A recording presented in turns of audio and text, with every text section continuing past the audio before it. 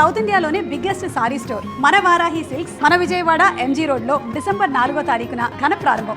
నన్ను మీ 101 జిల్లాల అందగాడి దానికి మీరు ఒక ప్రాంక్ వీడియో చేశారు. దానికి ఎంతమంది ఫోన్ చేశారు తెలుసా నాకు. ఇండస్ట్రీలో ఉన్నవాళ్ళు అందరూ డైరెక్టర్స్ పొజిషన్లో ఉన్నవాళ్ళు అంజలి నిజమేనా ఇది అని. ఆ తర్వాత స్టార్టింగ్ నేను చూసినప్పుడు కూడా అది నిజమనే నమ్మా.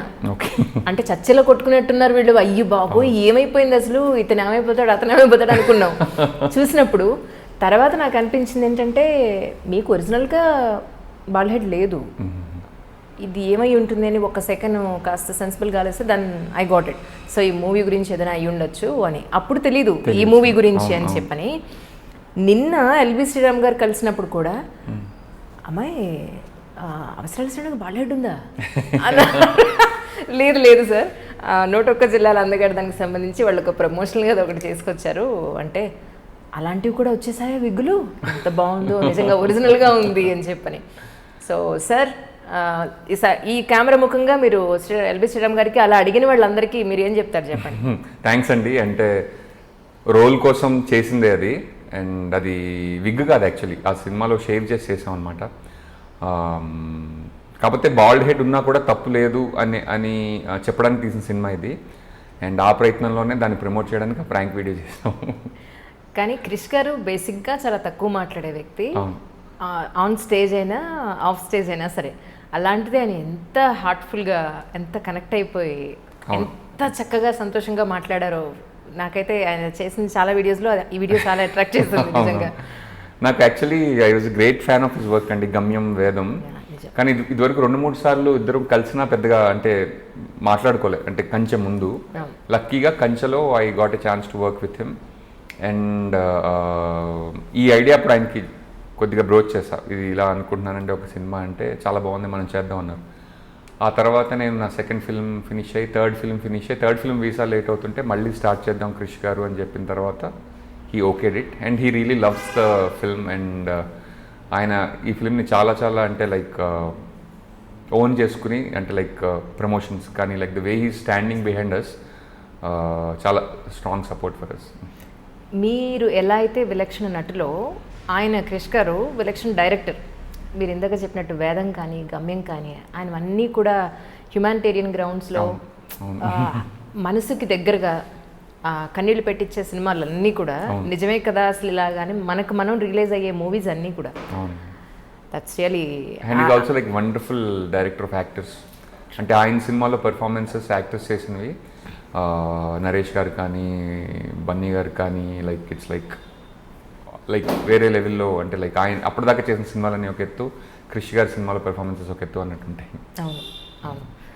ఒక 4 ఏళ్ల క్రితం మీరు టీఎన్ఆర్కి ఇచ్చిన ఇంటర్వ్యూ, ఐ థింక్ టీఎన్ఆర్ గురించి మీకు తెలిసే ఉంటుంది. ఇట్ వాజ్ యాక్చువల్లీ నేను చాలా it's very sad news to hear అండి.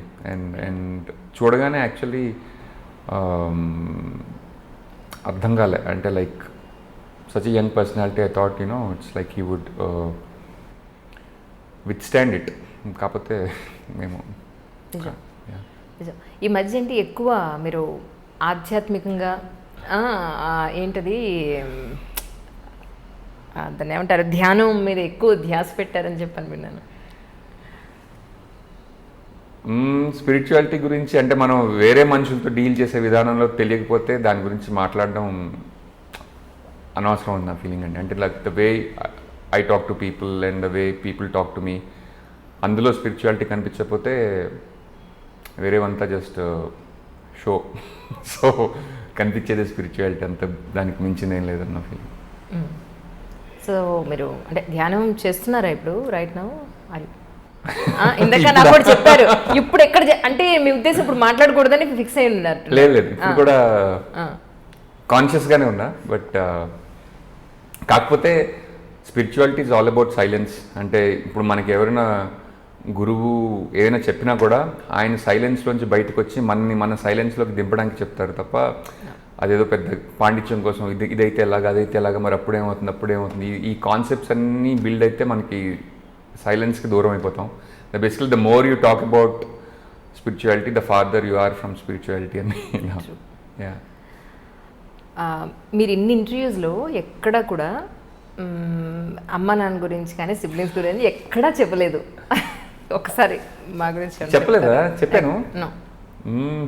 మేము ఎన్ని ఇంటర్వ్యూలు చూసాను అనుకున్నారు తెలుసా మీకు? అయ్యో, అన్ని వెతికి పాయింట్స్ ఇవి అడిగేసారు ఇది అడగకూడదు, ఎందుకు రిపీట్, ఎందుకు వేస్ట్ అని చాలా వరకు ప్రిపేర్ అయిన కారణం అదే అనమాట. నేను అమ్మ నాన్న అన్నయ్య వదిన, అన్నయ్యకి 2 పిల్లలు, అన్నయ్య అమెరికాలో ఉంటాడు, అండ్ ఎక్స్టెండెడ్ ఫ్యామిలీ బాబాయిలు మామయ్యలు. మీరు అన్నయ్య ఇద్దరే అయితే? మేము అన్నయ్య ఇద్దరే అండి. ఓకే, 2 అబ్బాయిలు? 2 అబ్బాయిలు. అంత ఆలోచించేనండి ఆ క్వశ్చన్కి. 2 అబ్బాయిలు. నో అమ్మాయిలు లేరన్న విషయం అక్కడ నా ఉద్దేశం. అదే నేను మీరు అడగడం నేను ఆలోచించి 2 అబ్బాయిలు అంటే 2 అబ్బాయిలే అంటే నేను బాబాయిల గురించి చెప్పి అత్తెల గురించి పిల్లల గురించి ఆలోచిస్తున్నప్పుడు అడిగారు అనమాట మీరు క్వశ్చన్. అందుకే కొంచెం కన్ఫ్యూజ్ అయ్యి. సరే, ఈ 101 జిల్లాల అందగాడి గురించి చాలామంది మోస్ట్ ఎలిజిబుల్ బ్యాచులర్ అని చెప్పి అందరికి ఫస్ట్ క్వశ్చన్ ఏంటంటే అమ్మాయి ఎక్కడుంది, ఏంటి పరిస్థితి అని. ఏం సినిమాలో సినిమా సంత అలాగే సినిమా గురించి కాదు, అసలు మీ గురించి. రియల్ లైఫ్లో లేదండి. ఇట్స్ డన్ అంటే ఇంకపోయి ఉండరు కూడా. సో పెళ్లి చేసుకోదలుచుకోలేదా? చేసుకోదలుచుకోవాలి.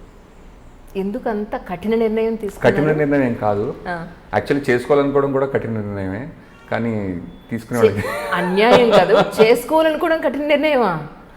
అది యాక్చువల్లీ ఇప్పుడు హాయిగా మన పార్టీకి మనం ఉన్నవాళ్ళు వేరే ఒక మనిషిని తీసుకొచ్చి మన లైఫ్లో పెట్టాలనేది చాలా కఠిన నిర్ణయం అనే నా ఫీలింగ్. నేను నా పార్టీకి నేను ఉన్నాను, సో హ్యాపీగా. కానీ యూఎస్లో మీ ఫ్రెండ్స్ నాతో చాలాసార్లు అన్నది ఏంటంటే చాలా మంచి క్వాలిటీ లైఫ్ని లీడ్ చేసేవాడు. అలాంటిది ఈ సినిమా ఫీల్డ్కి వచ్చి ఎంతో కష్టపడ్డాడు. అసలు మామూలుగా కష్టపడలేదు.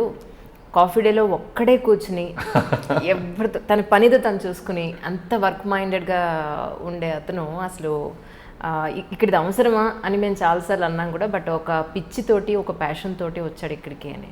నిన్న కూడా యాక్చువల్లీ నాకు ఒక ఫ్రెండ్ అన్న మాటలు గుర్తొస్తున్నాయి. కాకపోతే ఫ్రెండ్స్ మన మంచి కోసమే చెప్తారండి, కాకపోతే అది వింటే మంచి జరగచ్చు. కాకపోతే మన రిజాల్వ్ ఎంతో కూడా ఇతరులు ఇది వద్దు అని చెప్పినప్పుడు అది మనం చేయాలనుకున్నప్పుడే దానిపై మనకి ఎంత ఇష్టం ఉందో మనకు తెలుస్తుంది. నేను ఫస్ట్ ఎంఎస్ అయిపోయిన తర్వాత ఒక సినిమాకి ఏడీగా వెళ్తుంటే ఫస్ట్ టైం ఫ్రెండ్స్, అప్పటిదాకా నాకు సినిమాలు అంటే ఇంట్రెస్ట్ అని ఎవరికి చెప్పలేదు.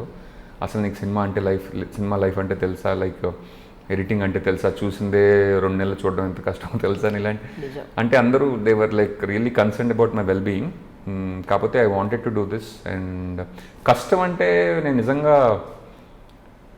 కష్టపడ్డానేమో నాకు తెలియదండి, because I wanted to do it.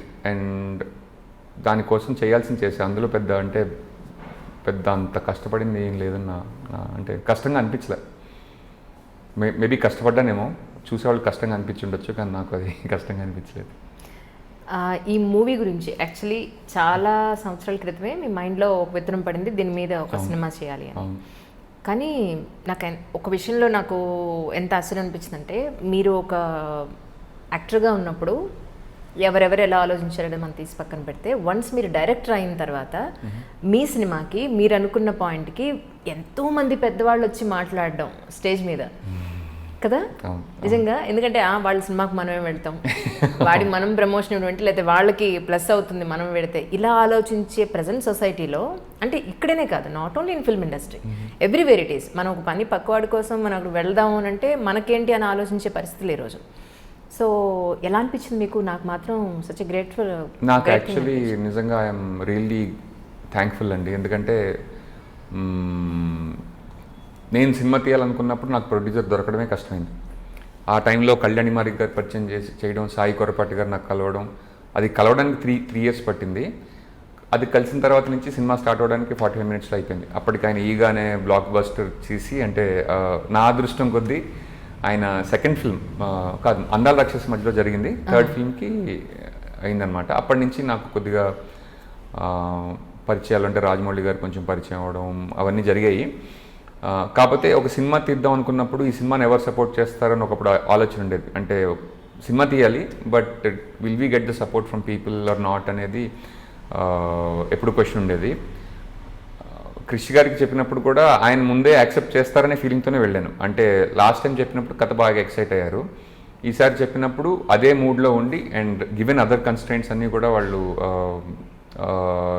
వాళ్ళకి ఫీజిబుల్ అయితే చేస్తారు కృషి గారు, రాజీవ్ గారు నమ్మకంతో వెళ్ళాను. దాంతో దిల్ రాజు గారు మళ్ళీ దానికి తోడవడం and like they believed in the project. And నాకు కూడా నన్ను నమ్మారు అంటే అనడం కంటే కూడా యాక్చువల్లీ సినిమాని నమ్మారు. And if you keep doing good work and పెద్దవాళ్ళు ఎప్పుడు దాన్ని వెనుకుంటారని కాన్ఫిడెన్స్ అయితే ఉంది. And for more videos, Please subscribe to iDream. Please subscribe to iDream. Please subscribe iDream. And please subscribe to iDream. For more videos, subscribe to iDream. please like, share and subscribe to the channel. Congratulations, iDream. Subscribe to iDream. Subscribe to iDream. So subscribe to iDream Media. iDream ki iDream team andarki huge congratulations. Please subscribe iDream Media. Please subscribe to iDream. Subscribe iDream. Please subscribe to iDream.